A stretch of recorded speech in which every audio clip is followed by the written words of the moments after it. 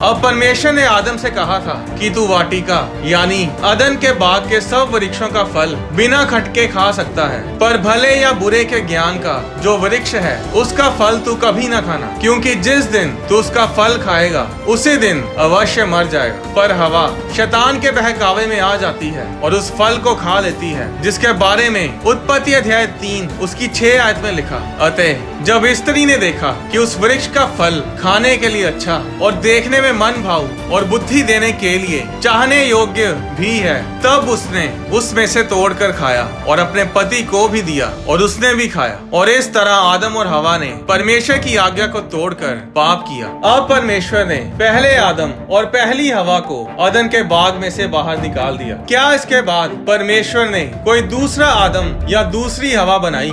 जी हाँ, बाइबल में एक ऐसी महान हस्ती का नाम है जिसे कई नामों से जाना जाता है, और दूसरा आदम वही है जिसे हम जीवन की रोटी, राजाओं का राजा, प्रभुओं का प्रभु, अच्छा चरवाहा, मार्ग, सत्य और जीवन भी कहते हैं, यानी कि प्रभु यीशु मसीह। जब पहले आदम ने पाप किया था तो परमेश्वर ने उसे छोड़ा नहीं, उसे त्यागा नहीं। उसने लोगों पर दया की। उसने अब्राहम, इसहाक, याकूब, यूसुफ, इजराइलियों को चुना और अपने लोगों का एक देश बनाया। फिर उनके पास अपने भविष्यद्वक्ता भेजे, उनके पास अपनी आज्ञाएं भेजी, अपना वचन भेजा, ताकि लोग पाप और गलत कामों से दूर रह सकें। और उन समयों में जानवरों की कुर्बानियां दी जाती थी ताकि लोगों के पाप क्षमा किए जाएं। पर इतना कुछ करने के बाद भी मनुष्य का पापी स्वभाव बदल नहीं पा रहा था। आदम का श्राप अटल था, उससे बचा नहीं जा सकता था। उस श्राप को खत्म करने के लिए एक ऐसी कुर्बानी की जरूरत थी जो पूरी तरह से पाप से आजाद हो, पाप से रहित हो, पाप के असर से रहित हो। और इसीलिए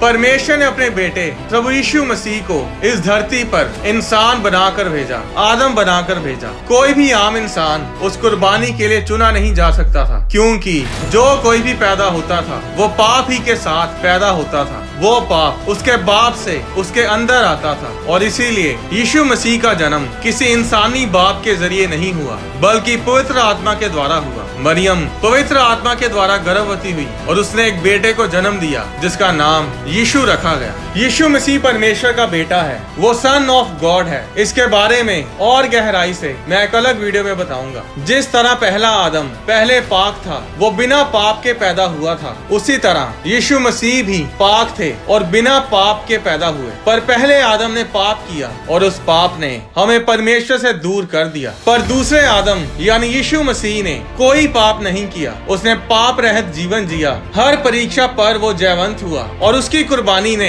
हमें पाप से आजाद किया, हमें उद्धार दिलाया और हमें फिर से परमेश्वर के साथ मिलाया। 1 कुरिन्थियों अध्याय 15 उसकी 45 आयत में लिखा, प्रथम मनुष्य यानी पहला मनुष्य अर्थात आदम जीवित प्राणी बना, और अंतिम आदम यानी दूसरा आदम प्रभु यीशु मसीह जीवनदायक आत्मा बना। 47 आयत में लिखा, पहला मनुष्य धरती से अर्थात मिट्टी का था और दूसरा मनुष्य स्वर्गीय है। अब अगर यीशु मसीह दूसरा आदम है तो फिर दूसरी हवा कहाँ है? क्या परमेश्वर ने दूसरी हवा को भी बनाया? अगर पहला आदम और पहली हवा थी तो फिर दूसरे आदम के साथ दूसरी हवा भी होनी चाहिए। उत्पत्ति अध्याय 2 उसकी 21 आयत में लिखा, तब यहोवा परमेश्वर ने आदम को भारी नींद में डाल दिया, और जब वह सो गया तब उसने उसकी एक पसली निकालकर उसकी जगह मांस भर दिया। और यहोवा परमेश्वर ने उस पसली को जो उसने आदम में से निकाली थी स्त्री बना दिया और उसको आदम के पास ले आया। बाइबल में नींद मृत्यु का प्रतीक है,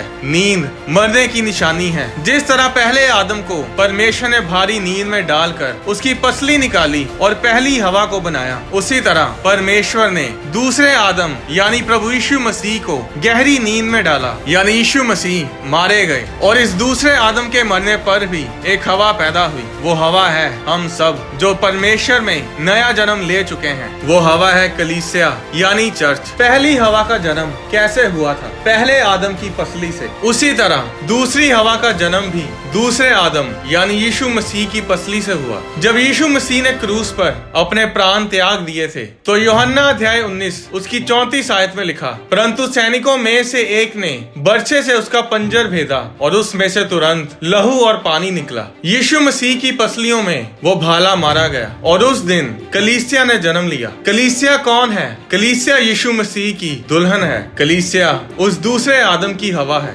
हम सब जो मसीह में नया जन्म ले चुके हैं, हम सब वो दूसरी हवा हैं। हम यीशु मसीह के सहायक हैं। बाइबल बताती है कि परमेश्वर ने हवा को इसीलिए बनाया था ताकि वो आदम के साथ रहे, उस काम को करने में आदम की सहायता करे जिस काम को करने के लिए परमेश्वर ने आदम को आज्ञा दी थी। हवा का इब्रानी भाषा में मतलब है जिंदगी, जिंदगी देने वाली, जो जीवन देती है। वो हवा ही थी जो पहले आदम के बच्चों को इस संसार में लेकर आई, जिसने आदम के बच्चों को जीवन दिया। और अब ये दूसरी हवा का काम है, यानी कि हमारा, कि हम परमेश्वर की जिंदगी को, उसके बहुतायत के जीवन को, उसके प्यार को, परमेश्वर के उद्धार को इस दुनिया में दूसरों तक पहुंचाएं। तो क्या हम आज परमेश्वर के सहायक, उसके हेल्पर, उसकी हवा की तरह उसके कामों को कर रहे हैं? क्या हम उसकी सहायता कर रहे हैं? और परमेश्वर का काम क्या है? परमेश्वर का काम यही है कि लोग जीवन को पाएं, बहुतायत के जीवन को पाएं,